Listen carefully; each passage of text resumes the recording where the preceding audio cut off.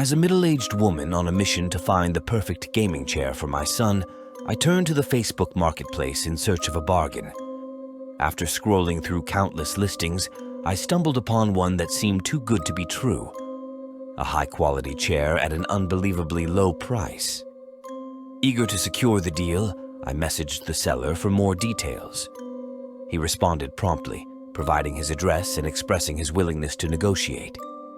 His profile picture showed a friendly-looking man, which put me at ease. The address he provided was in a rich neighborhood, adding a layer of credibility to the transaction. Excited to finalize the purchase, I set out in my car, navigating through the streets towards the seller's location.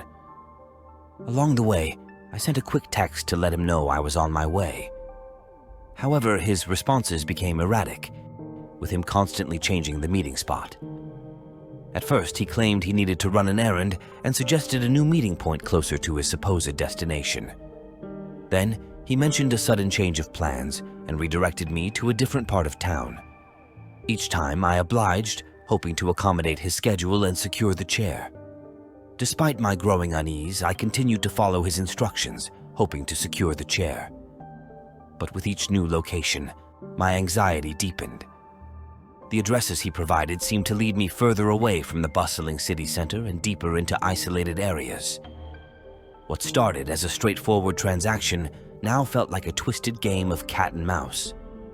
As I approached the final location, my fear was growing rapidly. Instead of the upscale neighborhood I had anticipated, I found myself driving down a deserted road surrounded by dense forest. The only sign of civilization was a solitary cabin in the distance. Feeling a knot tighten in my stomach, I parked my car a safe distance away from the cabin and hesitated. Something didn't feel right, but I brushed off my apprehensions, chalking it up to nerves. After all, I reasoned, the seller could have just moved to a more secluded area. With a deep breath, I stepped out of my car and scanned the surroundings. The silence was deafening, broken only by the rustling of leaves in the wind. As I approached the cabin, a sense of foreboding washed over me, urging me to turn back. Ignoring my instincts, I pressed on, determined to complete the transaction. But as I glanced in the rearview mirror, my heart plummeted. A figure emerged from the shadows, wielding a gleaming machete in hand. Panic seized me as I fumbled for the keys, my hands trembling uncontrollably. With a surge of adrenaline, I slammed the car into reverse and peeled out of the driveway, narrowly avoiding the oncoming assailant. Tears blurred my vision as I sped away, my mind reeling with the horrors I had narrowly escaped. Shaken to the core, I dialed the police, recounting the terrifying ordeal in a frantic blur of words. They assured me that help was on the way, but the image of that menacing figure haunted me long after the call ended. As I drove home, the realization sunk in. I had narrowly escaped a fate worse than death. And as I hugged my son tight, I vowed never to trust the online world again. I never believed in the ominous power of hindsight until that fateful night unfolded before my very eyes, shattering my sense of security and plunging me into a nightmare from which I feared I would never awaken. It began with a simple act of online commerce, a decision that would set into motion a series of events that would haunt me for the rest of my days. It was a brisk autumn afternoon when I decided to list an item for sale on Facebook Marketplace. My boyfriend had warned me about the potential dangers of inviting strangers to our home, but I brushed off his concerns, convinced that my street smarts would be enough to keep me safe. Little did I know, my misplaced confidence would be my undoing. A message soon arrived from a potential buyer expressing interest in the item. Ignoring the nagging voice of doubt in the back of my mind, I eagerly agreed to meet them in front of our house later that evening. As the sun dipped below the horizon, casting long shadows across the quiet suburban street, I awaited the arrival of my buyer with a mix of excitement and trepidation. Time passed slowly, the minutes stretching into an eternity as I stood alone on the dimly lit sidewalk. Just as I began to grow restless, A car pulled up in front of our house, its headlights piercing the darkness like accusatory eyes. A man sat behind the wheel, his gaze fixed on our home with an intensity that sent a chill down my spine. Despite the discrepancy between the buyer's profile and the stranger in the car, I convinced myself that it must be a simple misunderstanding. Perhaps it was the buyer's husband or a friend picking up the item on their behalf. I waved nervously as the car sped off into the night, the sound of its tires screeching against the pavement echoing in my ears. Disappointed but undeterred, I messaged the buyer to reschedule our meeting for the following day. I said nothing to my boyfriend about the strange encounter, dismissing it as a trivial detail not worth mentioning. Little did I know, that decision would come back to haunt me in ways I could never have imagined. As night descended upon our home like a shroud, my boyfriend and I retired to bed, the events of the evening fading into the recesses of my mind. But as I lay there in the darkness, a sense of unease settled over me like a suffocating blanket. It began with a faint creaking sound, barely audible over the rhythmic hum of the night. At first, I dismissed it as the settling of the old house, but as the noise grew louder and more distinct, my heart began to race with a primal fear I could not shake. Footsteps echoed through the empty corridors of our home, each one sending shivers down my spine. I clung to my boyfriend, paralyzed with terror as the unseen intruder prowled through the darkness, their presence a malevolent specter haunting the edges of my consciousness. We huddled together beneath the covers, our breaths coming in shallow gasps as we listened helplessly to the intruder's sinister advance. The minutes stretched into hours, each passing moment dragging us further into the depths of despair as we awaited our inevitable fate. And then, as suddenly as it had begun, the footsteps ceased. The silence that followed was deafening, broken only by the pounding of my heart as I dared to hope that the nightmare was finally over.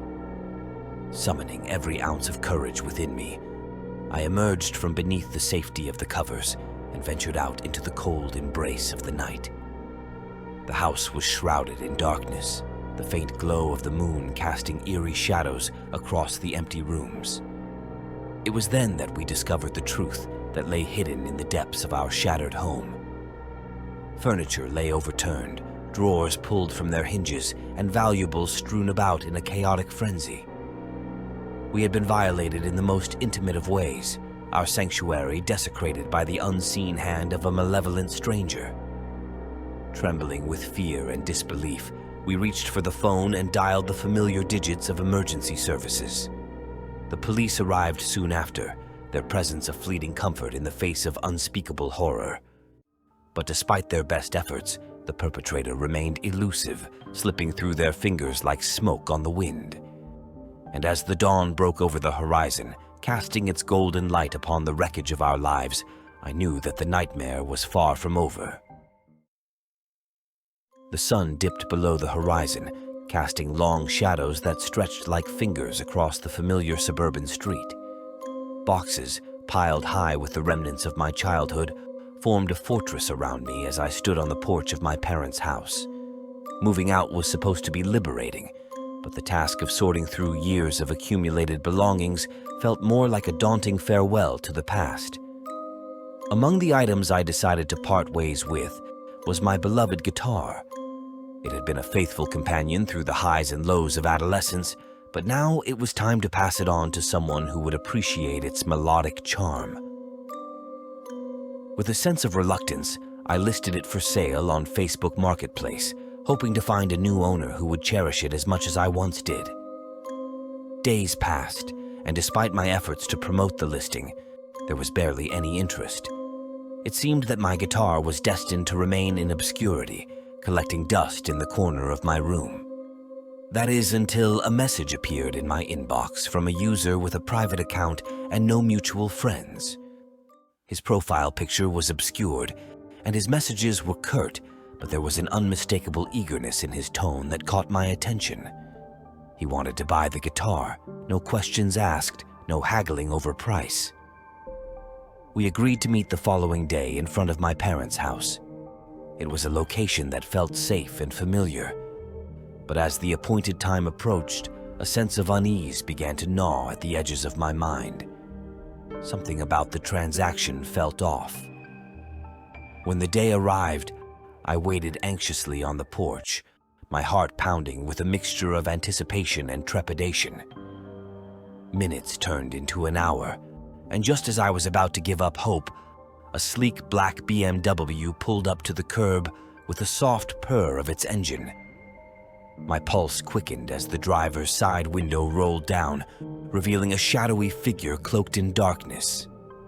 "Bring the guitar to the car," came the voice, low and commanding, with an edge of impatience that startled me. I hesitated, a knot of apprehension tightening in my chest, but the allure of a quick and easy sale was too strong to resist. Summoning all the courage I could muster, I took a step forward and gestured for the buyer to get out of the car. It was a simple request, but the response was anything but ordinary. The figure inside remained hidden, obscured by the tinted windows and the gathering dusk. I could feel the weight of their gaze upon me, like a predator sizing up its prey, and I just stood my ground. "Come closer," they urged, their voice a sinister whisper that sent alarm bells ringing in my mind. It was then that I realized I was dealing with a catfish, someone who wasn't who they claimed to be. Fear gripped me as I retreated back into the safety of my house, locking the door behind me with trembling hands. Outside, the world grew silent, the only sound the pounding of my heart in my ears. And then, just as I began to catch my breath, another car pulled up behind the BMW. 7 men emerged from the cars, their faces covered by grotesque masks that leered and grinned in the fading light. Panic surged through me as they advanced towards the door, their intentions clear and unmistakable. I reached for my phone, dialing 911 with trembling fingers as they knocked and yelled at the door for me to open it, saying that they just wanted to talk with me. Hopefully, after 5 minutes, the help I needed appeared. The sound of approaching sirens filled the air, a beacon of hope in the darkness that surrounded me. With a final warning to leave or face the consequences, the intruders melted back into the cars and sped off, their presence a haunting reminder of the dangers that lurked in the shadows of the online world. As I stood there, shaken and alone, I couldn't help but wonder what might have happened if I had stepped outside to confront the catfish, if I had fallen prey to their sinister trap. It was a brush with danger that would haunt me for years to come,